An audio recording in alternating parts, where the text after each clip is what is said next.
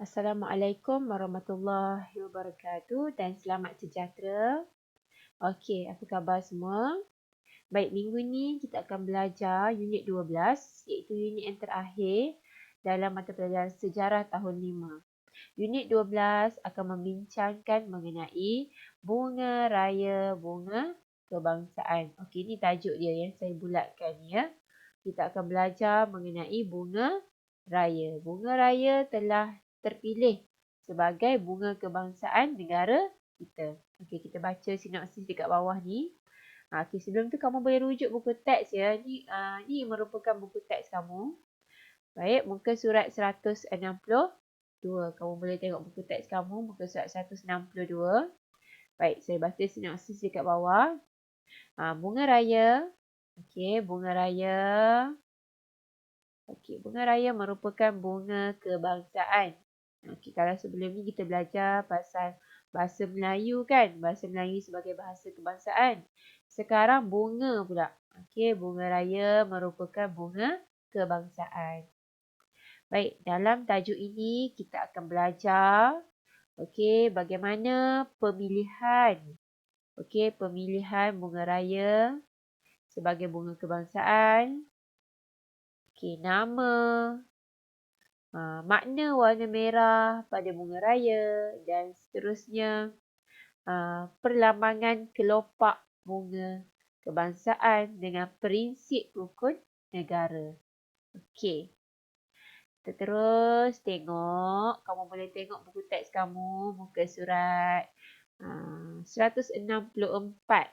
Okey, muka surat 164. Okey, kamu boleh buka buku teks kamu, muka surat 164.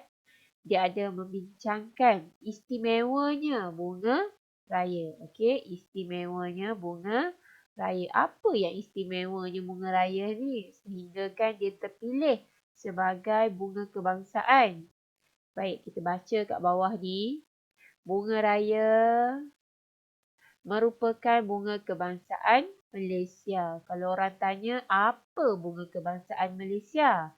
Bunga raya. Kalau kamu nak tahu, setiap negara ada bunga kebangsaan masing-masing. Macam negara kita Malaysia telah memilih bunga raya. Okey, bunga raya dipilih kerana apa? Kerana apa? Kerana keunikan. Keunikan yang tidak terdapat pada bunga-bunga yang lain. Okey, bunga raya terpilih sebab dia ada keunikan yang tersendiri yang tak ada pada bunga-bunga lain. Okey. Tengok kat bawah ni, gambar bunga raya. Ni bunga raya ni. Okey, ni bunga raya yang belum kembang. Okey, ini bunga raya yang masih kuncup lah. Okey, pada tahun 1958, tahun 1958, Kementerian Pertanian. Kementerian Pertanian. Telah meminta cadangan nama bunga sebagai bunga kebangsaan daripada semua kerajaan negeri. Dia minta. Masa tahun 1958 tu, kita baru-baru merdeka kan? Kita tak ada lagi bunga kebangsaan. Jadi, Kementerian Pertanian pada waktu itu meminta cadangan daripada setiap kerajaan negeri nama bunga kebangsaan. Okey. Tengok kat sebelah dia ada gambar bunga. Ada 7 gambar bunga. 1, bunga kenanga. Okey, ada gambar bunga kenanga. Bunga melur. Bunga tanjung. Bunga raya. Bunga cempaka. Bunga mawar dan juga bunga teratai. Okey, ada 7. Ada 7 jenis. Okey, apa 7 jenis bunga ni? Okey, 7 jenis bunga ni ialah bunga yang dicadangkan. Okey, untuk dipilih sebagai bunga kebangsaan Persekutuan Tanah Melayu pada waktu itu. Ada 7. Antaranya termasuklah bunga raya. Okey, bunga kenanga macam saya bersebutkan tadilah ada 7. Okey, salah satunya bunga raya lah. Seterusnya, okey, tengok muka surat sebelah dia. Okey, selepas pertimbangan ni adalah mesyuarat lah.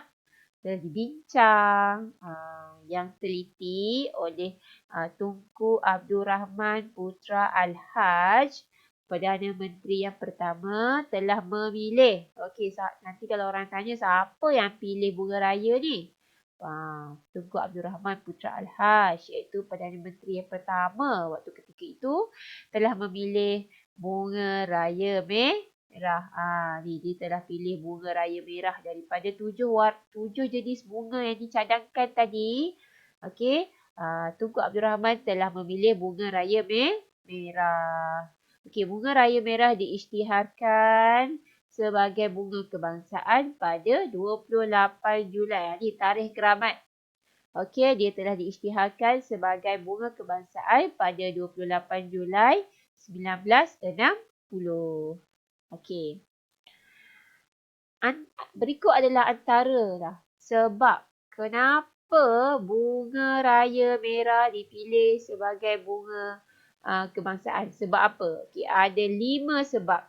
Okey, ada 5 sebab. Kita tengok yang pertama. Okey, sekejap ya. Kita tengok yang pertama sebab apa? Sebab apa bunga raya ni diterpilih? Okey, yang pertama. Warna. Okey, warna.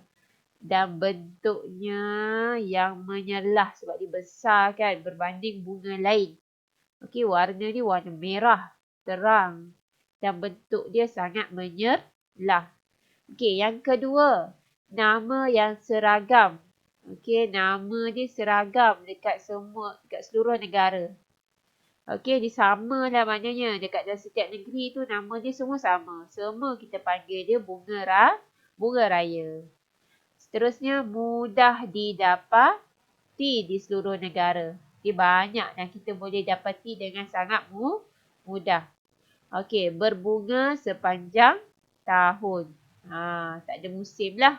Dia sentiasa berbunga. Bunga raya sentiasa berbunga. Okey. Belum menjadi bunga kebangsaan. Okey, dia belum menjadi bunga kebangsaan untuk negara lain pada ketika itu.